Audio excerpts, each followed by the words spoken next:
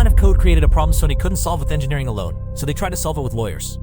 Because once that line hit the internet, it wasn't a bug you could patch, it was a secret you could never put back. Yo, it's GeoHot! And for those that don't know, I'm getting sued by Sony. Let's take this out of the court. In January 2011, hacker George GeoHot Hotz posted a cryptographic key, just a short hex string.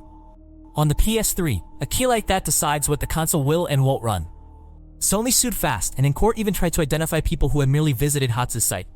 The game console suddenly sparked a fight over privacy, speech, and a basic question: when you buy hardware, who's really in control?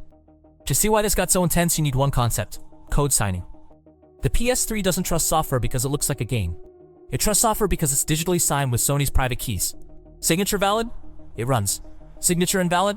It refuses. That's the chain of trust. Boot, then firmware, then games. So the most valuable secret isn't a console's plastic shell. It's the signing key that proves something is official. Lose that, and the lock stops locking. Early PS3 models shipped with other OS, a way to install Linux in the restricted sandbox. Most gamers ignored it, but hobbyists and researchers loved it because it proved the PS3 was a computer you could partly control. And to security people, it looked like an authorized doorway into an otherwise locked system. Because once hackers find any opening, the next question is always the same: can this be turned into a permanent way in? George Hotz was already famous before the PS3 story. As a teenager, he became known for unlocking the first iPhone from carrier restrictions. Online, he went by GeoHot, public, confident, and willing to show his work. By late 2009, he announced he was taking on the PlayStation 3, and Sony was watching closely. In January 2010, Hotz claimed he gained deep access to the PS3, including getting past the hypervisor, the layer meant to keep Linux locked in a cage. Hotz framed it as ownership. I bought the console, so I should be allowed to run my own code. But Sony saw the obvious risk. Once the system is open for homebrew, piracy and cheating usually follow, so Sony responded by closing the door. Hotz framed it as ownership. I bought the console, so I should be allowed to run my own code. But Sony saw the obvious risk. Once the system is open for homebrew, piracy and cheating usually follow, so Sony responded by closing the door. Don't update and keep Linux, but that meant they would lose PlayStation Network access and many new games. To the small group that bought a PS3 partly for other OS, it felt like a feature was removed after purchase. And instead of discouraging hackers, it energized them. By the summer 2010, a group called Fail Overflow took the stage at the Chaos Communication Congress in Berlin with a blood title: PS3 Epic Fail. They argued Sony had made a foundational cryptography mistake, something that could let attackers derive signing keys, not just find a temporary bug. Fail Overflow said they wanted homebrew in Linux, not piracy, and they avoided publishing Sony's keys. But once the weakness was public, the race was on. Here's the simplest version of what Fail Overflow showed. Sony used ECDSA to sign firmware and software. ECDSA is safe if you generate a fresh random number every time you sign. This is called a nonce, or a number only used once. Reuse that nonce, and attackers can reverse the math and recover the private key. Fail Overflow argued Sony's implementation reused the same nonce across signatures. That's catastrophic, because it means the unbreakable lock wasn't picked, it was built wrong. And if you can recover the signing key, you can make your own code look official. With normal hacks, Sony can update and close a bug, but a signing key is different. If the private key escapes, anyone can create software that looks like it came from Sony, and the console will accept it as authentic. That's why people say the cat is out of the bag.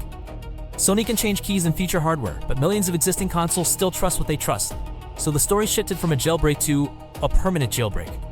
In early January 2011, Hotz did what Fail Overflow refused to do. He published key material and proof of concept code. News reports described it as the PS3's root, a critical part of the chain of trust, posted as a hex string, alongside a tiny Hello World demo. To fans, it meant freedom, custom firmware, homebrew, maybe Linux again.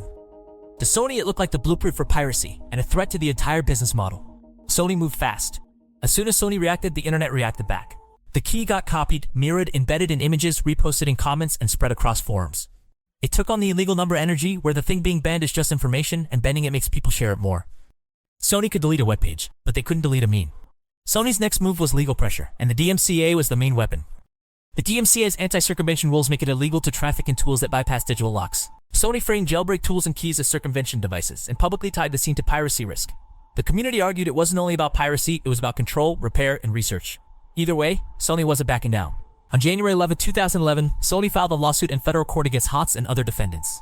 Sony alleged violations including the DMCA and the Computer Fraud and Abuse Act. They wanted distribution stopped and the jailbreak removed. In other words, Sony was trying to draw a legal line. Bypassing console security wasn't just tinkering, it was unlawful. On January 27th, Sony secured a temporary restraining order. It barred Hotz from distributing or helping distribute jailbreak materials, and it demanded he hand over computers and storage devices tied to the hack. For a lone coder, that's a serious escalation. Not just stop, but turn over your lab. and Sony's discovery strategy was about to get even more controversial. During discovery, Sony pushed subpoenas far beyond Hotz himself. Sony sought records from Hotz's web provider, including logs that could identify IP addresses of people who visited his website. In March 2011, Wired reported a magistrate judge allowed Sony to subpoena Hotz's provider for IP addresses of site visitors over a multi-year range. That triggered immediate privacy backlash. Even if you never downloaded anything, the idea that just visiting could put you in a corporate dragnet felt like a line being crossed. The Electronic Frontier Foundation argued Sony was sending a dangerous message. If publishing security research can be framed as trafficking, people may stop reporting vulnerabilities. And if website visitors can be unmasked in discovery, people may stop reading controversial information. So the debate jumped from games to something broader. Is reverse engineering a crime or a legitimate part of owning technology? Hotz didn't only respond with lawyers.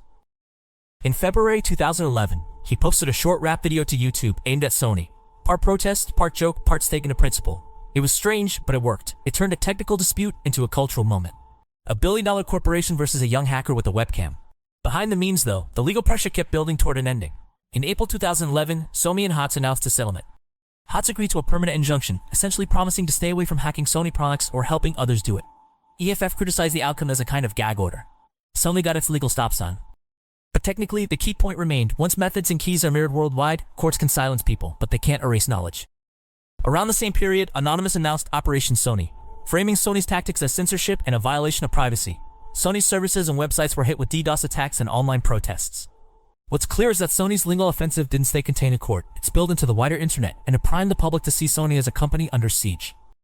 Then Sony faced a much bigger crisis. In April 2011, PlayStation Network suffered a major intrusion. Sony warned that personal information tied to roughly 77 million accounts may have been compromised, and PSN stayed down for weeks. It's important not to conflate the incidents. Hotz's Jailbreak and the PSN breach weren't the same event. But in the public mind, the timing blurred into one narrative. Sony is fighting hackers and losing control. Sony versus GeoHot became a template. Console makers learned that technical security isn't enough. They'd also lean on the law, especially the DMCA, to deter jailbreaks. Hackers learned that publishing certain details can escalate instantly into litigation. And everyone else got an early preview of modern digital ownership. Features can disappear via updates, and terms of service can redefine what you're allowed to do with devices you paid for. Because the real question remains, when you buy a device, do you own it or do you own permission? The PS3 fight foreshadowed modern battles over jailbreaking, retro repair, and security research. And as more products become software-driven, these conflicts aren't going away. That's the story of Sony versus GeoHot, a cryptography failure that became a legal war and a reminder that in the digital age, ownership can be complicated. If you enjoyed this deep dive, consider subscribing, and I'll see you in the next one.